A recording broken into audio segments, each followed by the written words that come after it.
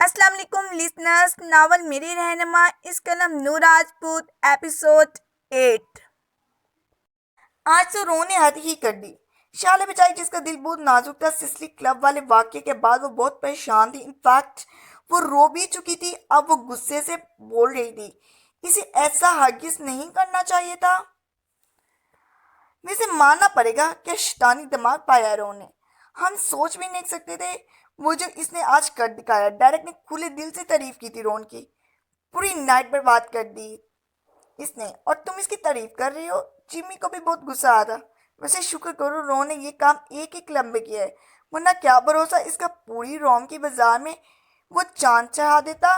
Direct बोल रहा था जबकि दो लोग खामोश थे, एक जी और दूसरा रैम, क्योंकि वो रोन को अच्छी तरह से जानते थे और इस पर तबसरा करने के लिए अल्फाज नहीं थे दोनों के पास।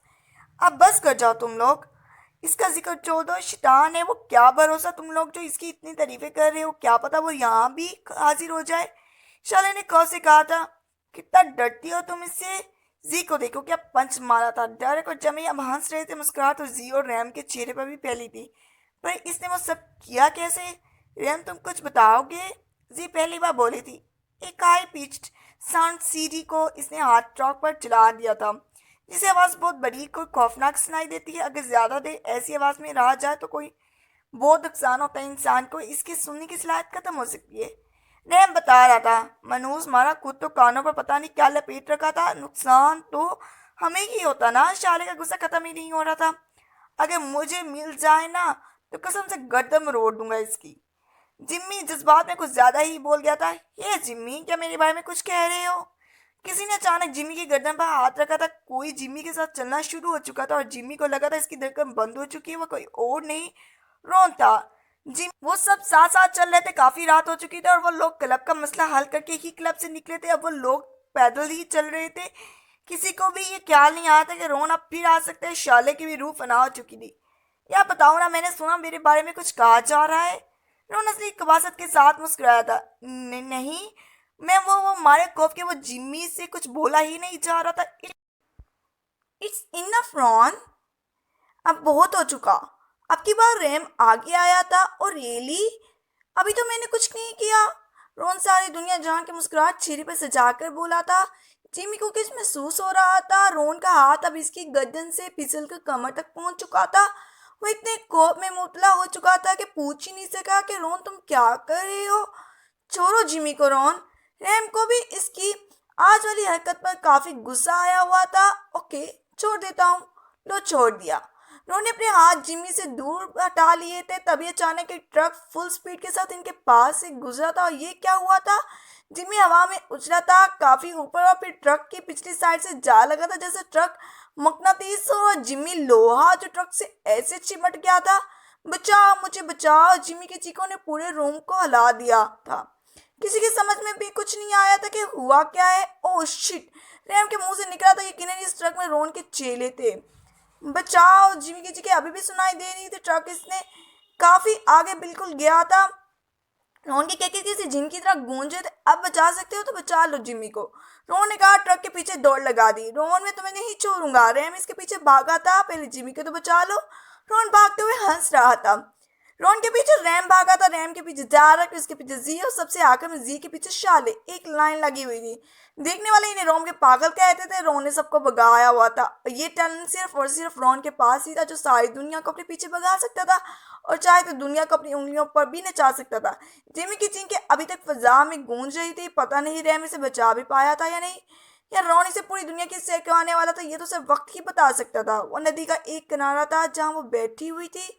वहीं धुंध में लिपटी खामोशी, वो पुरस्कार सी जगह, वो जगह तल समाती थी। वक्त साहिर था या फिर वो खुद साहिरा थी कि जब भी मिलती थी राज छोड़ जाती थी अपने पीछे। तुम यहाँ क्यों बैठी हो?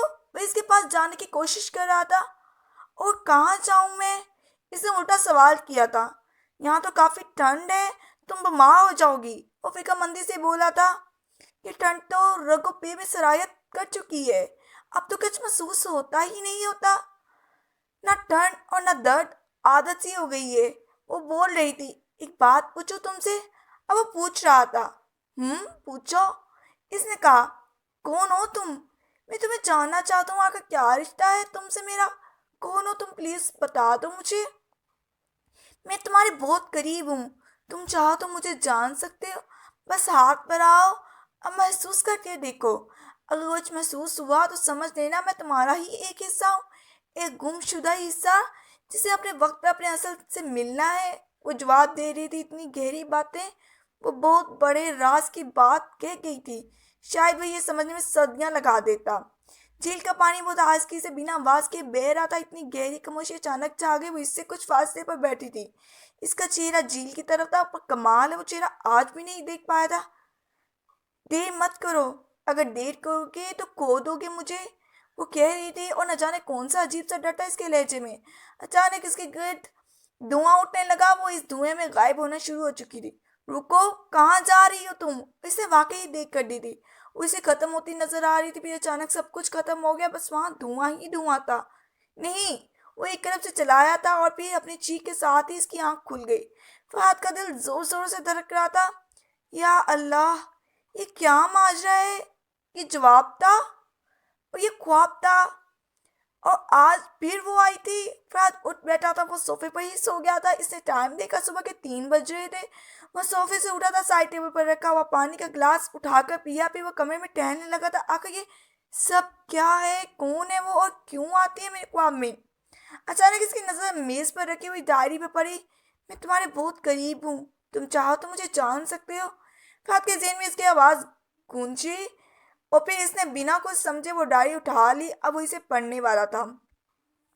वो पांचों इस वक्त हॉस्पिटल में मौजूद है। जिम्मी की हालत बहुत खराब हो चुकी थी। इसे कहीं भी चोट नहीं लगी थी, लेकिन डर और खौफ ने इसे की आवाज गुम कर दिए थे। प्लीज तुम लोग मेरे पास ही रहो, मुझे छोड़कर मत जाना, वरना वो रोन फिर आ जाएगा। वो मन मनाया था और इसने रैम का हाथ पकड़ लिया था। आज इसके साथ जो प्रैंक रोन ने की थी, जिम्मी से मरते दम तक नहीं भूल सकता था। रिलैक्स जिम्मी, रिलैक्स हो जाओ। वो जस्ट वो जस्ट एक फन था। तुम जानते हो रोन ऐसी शरारतें करता है। इसका मकसद किसी को चोट पहुंचाना हरगिज नहीं होता। रैन ने इसे समझाया था। और वैसे भी डेरेक तुम्हारे साथ ही है और रैन अब तुम्हें तंग नहीं करेगा। ओके, जी ने भी इसकी हिम्मत बढ़ाई थी। अब हम चलना चाहिए। काफी रात हो चुकी है। शाले ने कहा था हाँ चलो, हम तुम्हें ड्रॉप कर देंगे। जी ने जवाब दिया और फिर जी, शाले और रैम हॉस्पिटल से बाहर आ गए थे। अब इन्हें घर पहुंचना था जल्द अज जल्द। आनी आज फिर गुस्सा होंगी। गाड़ी जी ने गाड़ी में बैठते हुए सोचा था। अमी ने पहले शाले को घर छोड़ना था, फिर वो लोग अपने घर जाते। रैम पूरी संजीदगी के साथ गाड़ी चला रहा था। वो खुद जल्द अज जल्द घर पहुंचना चाहता था। कभी कभी मुझे लगता है कि मैं खत्म हो रही हूँ। मेरे अंदर से सब कुछ खत्म हो रहा है। सब कुछ मोम की तरह पिघल रहा है, आहिस्ता आहिस्ता। लेकिन मैं सोचती हूँ कि मेरे अंदर है ही क्या। मेरे अंदर एक दिल है। वो दिल खुदा का घर होता है। फिर कहाँ गया? क्या वो मेरे अंदर ही है? हाँ, वो मेरे अंदर ही है, लेकिन इसमें एक घर था, एक छोटा सा घर। वो घर जो अल्लाह पाक एक इंसान के लिए मखसूस कर देता है। कहाँ गया वो घर? वो घर तो मलबे का ढेर बन चुके हैं, जल चुके हैं, राख बुझी पड़ी है, अरमान खत्म हो चुके हैं, सब कुछ तो खत्म हो चुका है। फिर दर्द क्यों होता है? क्यों शिद्दत से मुंतजिर हूँ मैं किसी की? आकर क्यों? मेरे अंदर मेरी रूह भी है जो तड़प रही है, जो जिस्म की सलाखों में कह रही से रहा ही चाहिए। रूह तो किसी रूह के लिए ही तड़पती है ना। क्या जमीन पर कोई ऐसी रूह, कोई ऐसी जात भी है जो मेरी रूह की बेचैनी को महसूस कर सके? कहाँ से लाऊं इन सब सवालों के जवाब? मेरे रहनुमा तुम कहाँ हो? मेरी मदद करो इससे पहले कि मेरे अंदर सब कुछ जानने की हसरत भी तुम तोड़ दे। हरम नूर। वो डायरी पढ़ता जा रहा था। लफ्ज थे कि इसे कुछ और सोचने का मौका नहीं दे रहे थे। अभी इसने पहले सफ़े से लेकर आखिर वाले सफ़े तक वो डायरी पढ़ डाली। एक लफ्ज भी ना छोड़ा था इसने। होश इस वक्त आया जब फजर की अजान शुरू हुई। इसने डायरी बंद करके एक साइड पर रखी और अजान का जवाब देने लगा। तो वो तुम हो हरम नूर, जिसने मेरे अंदर इतनी बेचैनी भर दी है कि मुझे लगता है मेरे अंदर मैं नहीं और कोई और बसा है। अब वो सोच रहा था। डायरी में कहीं किसी लड़के का जिक्र नहीं था, कहीं किसी की बेवफाई का जिक्र नहीं था, कहीं इस बात का जिक्र नहीं था कि इसने मोहब्बत की है। सब कुछ ही तो लिखा था इस डायरी में। एक एक एहसास को लफ्जों का रंग देकर कैद किया गया था, लेकिन फिर भी कुछ भी तो नहीं था डायरी में जैसा वो चाह रहा था, सोच रहा था, वैसे कुछ भी नहीं था। वो लड़की ने एक भेद है, एक राज है, वो राज जिसे अब इसे जानना था। अजान कब की खत्म हो चुकी थी। बहुत ही लंबे सफ इसके बारे में सोचते हुए गुजरे पे वो उठा था और नमाज के लिए कदम बढ़ा दिए। बेशक इस जात के पास सारी उलझनों के सारी सवालों के जवाब हैं। और फरहाद आगा कब ऐसा था, कब वह नमाज पढ़ने जाता था, कब इसने किसी के लिए कुछ मांगा था, सब कुछ था इसके पास।